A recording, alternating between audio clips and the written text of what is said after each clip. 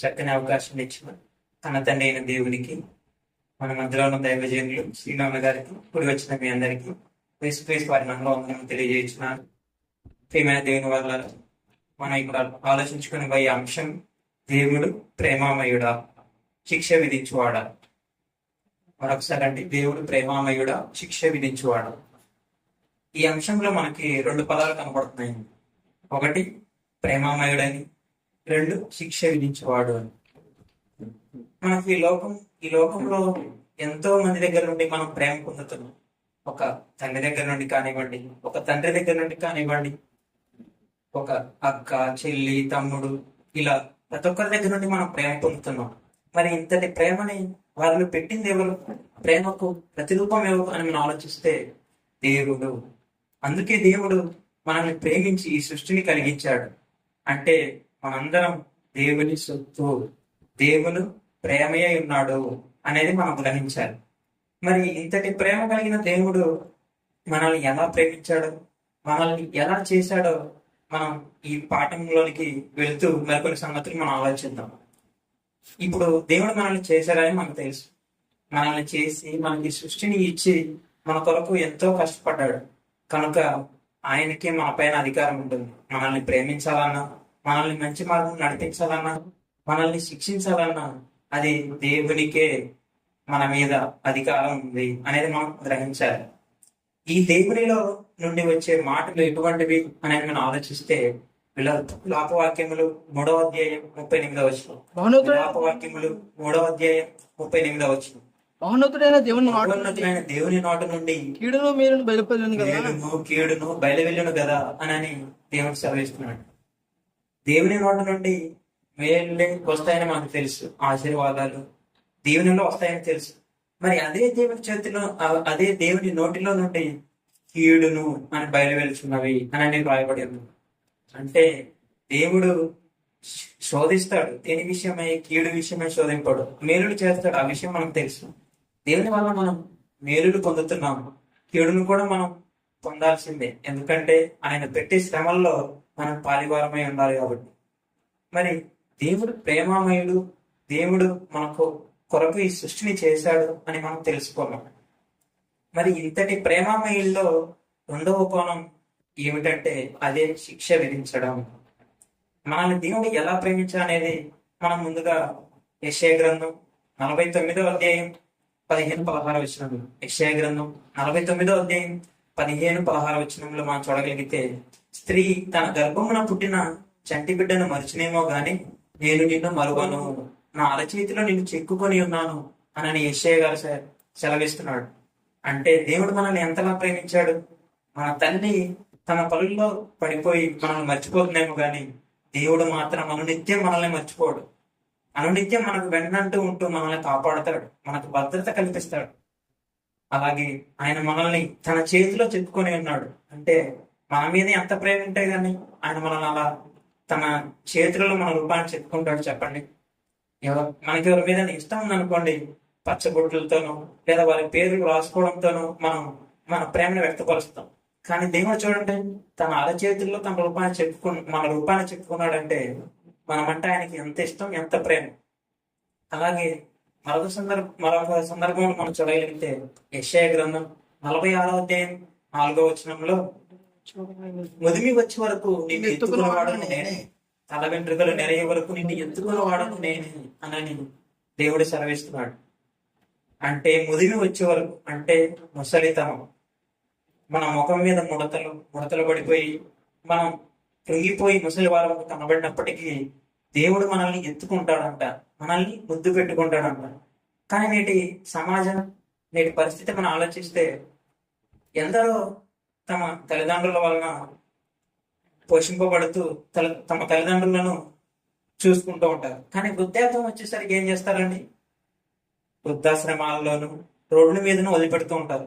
కారణం, వారి వలన మాకు ఎటువంటి ప్రయోజనం లేదు, వారిని మేము పోషించలేము అని అన్నట్టుగా వారు వదిలిపెట్టేస్తూ ఉంటారు. కానీ దేవుడు ముదిమి వచ్చే వరకు, ముసలితనం వచ్చేంత వరకు దేవుడు మనల్ని ఎత్తుకుంటాడంట. ఎత్తుకోవడమే కాదండి, ముద్దాడుతాడంట. మనల్ని ఎప్పుడైనా చిన్నపిల్లలను చూస్తే వాళ్ళని ముద్దాడాలనిపిస్తుంది. అలాగే దేవుడు మాత్రం ముసలి వయసు వచ్చినప్పటికీ దేవుడు మనల్ని ముద్దాడుతాడు అని దేవుడు సెలవిస్తున్నాడు. అంటే మన మీద దేవుడికి ఎంత ప్రేమ ఉంది ఆలోచించండి. ఈ ప్రేమనే ఈ ప్రకృతిలో పెట్టాడు. ప్రకృతిని చూడండి, నా యొక్క ప్రేమ మీకు తెలుస్తుంది అని ఒక పక్షులు, జంతువులు, ఎన్నో వృక్షాలు, పండ్లు, కాయలు ఇవన్నీ పెట్టాడు. కాబట్టి దేవుని ప్రేమను తెలుసుకున్న మనం మరి రెండవదిగా దేవుడు శిక్షకుడా అనేది కూడా మనం తెలుసుకోవాలి. ఈ దేవునిలో మనిషిలో ఎలాగైతే రెండు కోణాలు ఉంటాయో, ఒకటి ప్రేమ, మరొకటి శిక్ష. ప్రతి మనిషిలో ఇటువంటి కోణాలు మనకు కనబడతాయి. దేవునిలో కూడా కనబడని రెండవ కోణం అంటే నేటి సమాజానికి లేదా క్రైస్తవ్యానికి తెలియని రెండవ కోణం కూడా రాయగలిగారు. అది మనం ఆలోచించగలిగితే మలాకీ గ్రంథం 3వ అధ్యాయం 7వ వచనం. మలాకీ గ్రంథం 3వ అధ్యాయం 7వ వచనం. మలాకీ గ్రంథం 3వ అధ్యాయం 7వ వచనం. మీరు నా తట్టు తిరిగిన ఎడల నేను మీ తట్టు తిరుగుదును అని దేవుడు సెలవిస్తున్నాడు. మనం ఏం చేయాలి? మనకు దేవుడు ఇంత సృష్టిని కలిగించి మన కొరకు ఇంతగా ఇవన్నీ పంచిపెట్టిన దేవుని తట్టు మనం తిరగాలి. కానీ మనం ఎవరి తట్టు తిరుగుతున్నాం? అపవాది తట్టు తిరుగుతున్నాం. అందుకే దేవునికి దూరం అయిపోతున్నాం. అందుకే దేవుడు బాధపడుతూ మన మీద ఎంతో కోపాన్ని కూడా చూపిస్తున్నాడు. జెఫన్యా గ్రంథం 2వ అధ్యాయం 1-2 వచనము. జెఫన్యా గ్రంథం 2వ అధ్యాయం 1-2 వచనము. సిగ్గుమాలిన జనులారా, పొట్టు గాలికి ఎగిరిపోవునట్లు సమయం గతించుచున్నది. మీరు నా తట్టు తిరుగుడి.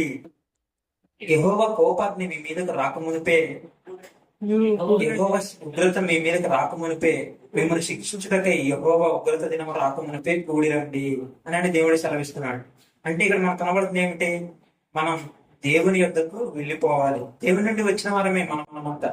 మళ్ళీ మనం అక్కడికి వెళ్ళిపోవాలి. అందుకే ఆయన నరులారా తిరిగి రండి అని దినమెల్లా ఆయన చేతులు చాచి మనల్ని ప్రేమతో ఆయన మనల్ని పిలుస్తున్నాడు. కానీ మనం ఎలా ఉన్నాం? ఈ సృష్టిని చూసి ఇదే మాయ అనుకొని, ఇదే నిజం అనుకొని దీనిలోనే బ్రతుకుతున్నాం.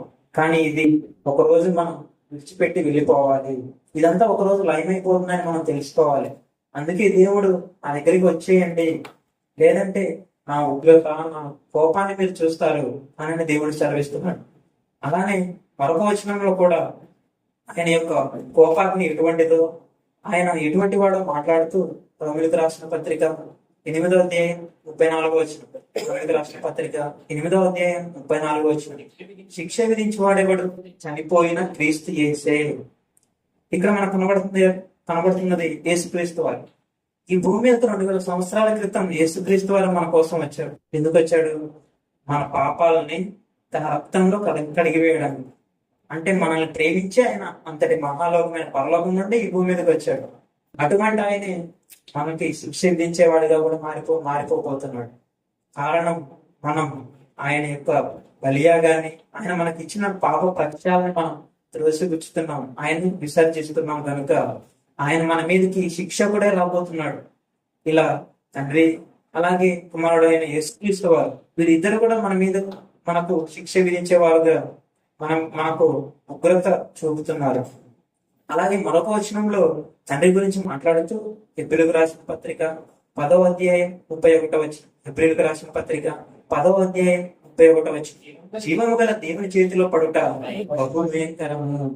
అంటే మనం ముందుగా చదువుకున్న విధంగా దేవుడు ప్రేమమయుడు అన్నప్పుడు ఏం చదువుకున్నామంటే, దేవుడు అరచేతిలో మన రూపాన్ని చెప్పుకున్నాడు. అంటే మనం అంటే ఆయనకి ఇష్టం, మన మీద మనం అంటే ఆయనకి ప్రేమ అనేది తెలుసుకున్నాం. అదే దేవుని చేతిలో మనం పడితే ఏమవుతుందంటే తెలుసా? ఉగ్రత, బహుభయంకరమని దేవుడు సెలవిస్తున్నాడు. అంటే మనం దేవుని చేతిలో చెప్పుకున్న దేవుని రూపాన్ని మనం చెరిపేసుకోకూడదు. చెరిపేసుకున్నాం అనుకోండి, అదే చేతిలో నుండి మనపై దేవుడు ఉగ్ర రూపుడై రాబోతున్నాడు. కనుక దేవుడు ప్రేమామయుడు, దేవుడు శిక్షకుడు. ఈ రెండు కోణాలు దేవునిలో ఉన్నాయని తెలుసుకున్న మనం దేవునికి ప్రేమ కలిగి, దేవుని వాక్యం పట్ల భక్తులు కలిగి దేవుని చెంతకు చేరుతాము, లేదా ఆయన శిక్షకు మనం బాధితులమై పాతాళానికి వెళ్ళిపోతాము నిర్ణయించుకోవాలని కోరుకుంటూ నన్ను నేను హెచ్చరించుకుంటూ మిమ్మల్ని హెచ్చరిస్తూ నా మాటలు ముగిస్తున్నాను.